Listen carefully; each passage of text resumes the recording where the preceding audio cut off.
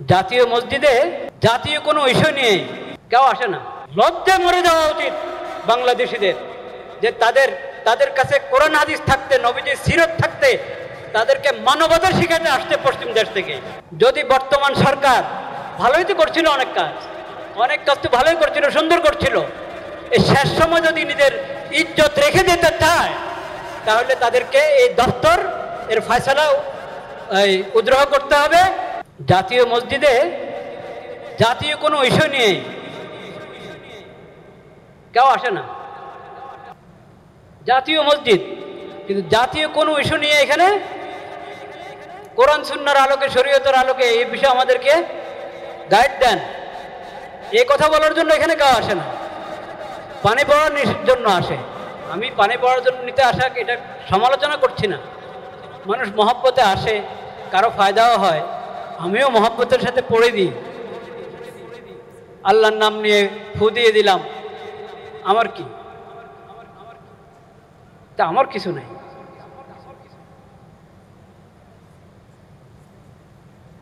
কিন্তু আমার কথা হলো, আসে শুধু পানি পড়ার জন্য, আসে হুজুর দোয়া রাখেন, দোয়া করেন, এই কথার জন্য। এই কথার জন্য আসে না যে জাতিসংঘের দফতর ঢাকাতে তাদের অফিস করার জন্য, দফতর করার জন্য কথা উঠছে, এটা কি আমাদের জন্য ঠিক হবে? হুজুর কোরআন সুন্নাহর আলোকে একটু বলেন। এটা লালবাগ শাহী মসজিদের খতিবের কাছেও যায় নাই, চকবাজার শাহী মসজিদের খতিবের কাছেও যায় নাই, আন্দরকিল্লার খতিবের কাছেও যায় নাই, বয়তুল মোকাররম জাতীয় মসজিদের খতিবের কাছেও আসে নাই।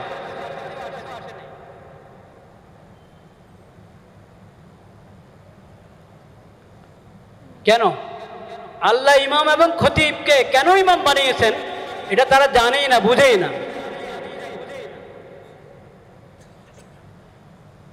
ইমানের পর সর্বোচ্চ ইবাদত নামাজ। একজন মুমিনের জন্য সবচেয়ে বড় ইবাদত কি? নামাজ। ওই নামাজের মধ্যে তুমি অনুসরণ করতে হচ্ছে আল্লাহর ইবাদত। ইবাদতটা কার? আল্লাহ। ওই আল্লাহর ইবাদতের ক্ষেত্রে আল্লাহ এটা নিয়ম করে দিয়েছেন, ইমামের আগে যাবে না তুমি রুকুতে, ইমামের আগে হাত তাকবীর তাহরিমা বলবে না, নিয়ত বাঁধবে না ইমামের আগে, ইমামের আগে রুকুতে যাবে না, ইমামের আগে সিজদা যাবে না, ইমামের পিছনে থাকো, ইমামের অনুসরণ করো। ইন্নামা জুইলাল ইমামু লিউতাম্মা। নামাজের মধ্যে যার অনুসরণ তোমাকে করতে হবে, দেশ পরিচালনাতে তার অনুসরণ করতে হবে না?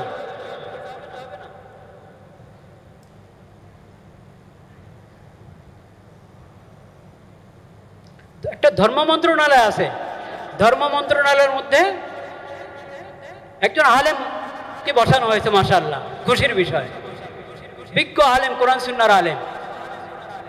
তো যে কোনো বিষয় দেশের প্রথমত ধর্ম মন্ত্রণালয় থেকে অনুমোদন নিতে হবে, ধর্মীয় দিক থেকে এখানে আপত্তি আছে কিনা, এই বিষয়ে ধর্মের নির্দেশনা কি, ওখান থেকে প্রথম অনুমোদন নাও, তারপরে অন্য ফয়সালা, অন্য মুশাওয়ারা।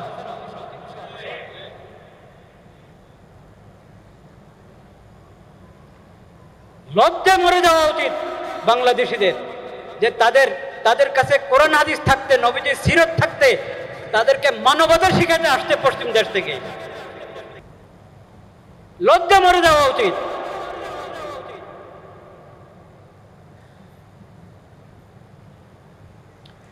আমরা আল্লাহকে সাক্ষী রাখছি, আমরা এসব অপকর্মের সঙ্গে বিলকুল আমরা সম্পর্কযুক্ত না।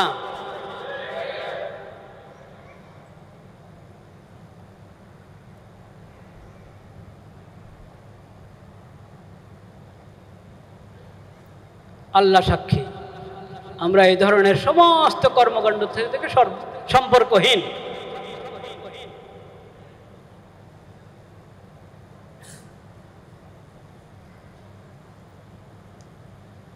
লা ইলাহা ইল্লাল্লাহ, লা ইলাহা ইল্লাল্লাহ, লা ইলাহা ইল্লাল্লাহ, লা ইলাহা ইল্লাল্লাহ, মুহাম্মাদুর রাসূলুল্লাহ, লা ইলাহা ইল্লাল্লাহ। আরো কাকে এখানে পাঠাবে, কাকে জিম্মাদারি দিয়ে পাঠাবে একজনকে পশ্চিম দেশ ইয়ে থেকে, জাতিসংঘের পক্ষ থেকে, আবাসিক সমন্বয়কারী। ওই আবাসিক সমন্বয়কারী কি জানেন? বলেন নাউজুবিল্লাহ।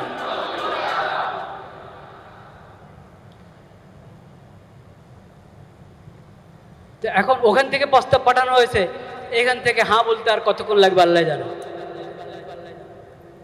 যদি বিবেক থাকে, যদি বর্তমান সরকার ভালোই তো করছিল, অনেক কাজ তো ভালোই করছিল, সুন্দর করছিল, এই শেষ সময় যদি নিজের ইজ্জত রেখে দিতে চায় তাহলে তাদেরকে এই দপ্তর এর ফয়সালা উদ্রহ করতে হবে এবং এই ধরনের এই বিকৃত মস্তিষ্ক লোকদেরকে, বেহায়া বেলাদা লোকদেরকে এই দেশে আসার অনুমতি দেওয়া থেকে বিরত থাকতে হবে।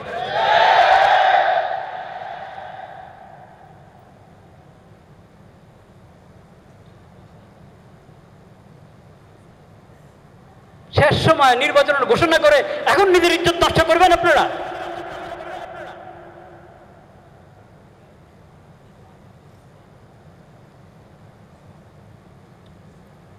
এইসব হারাম কাজ অন্তর্বর্তীকালীন সরকার করক তাও হারাম, নির্বাচিত সরকার করক তাও হারাম,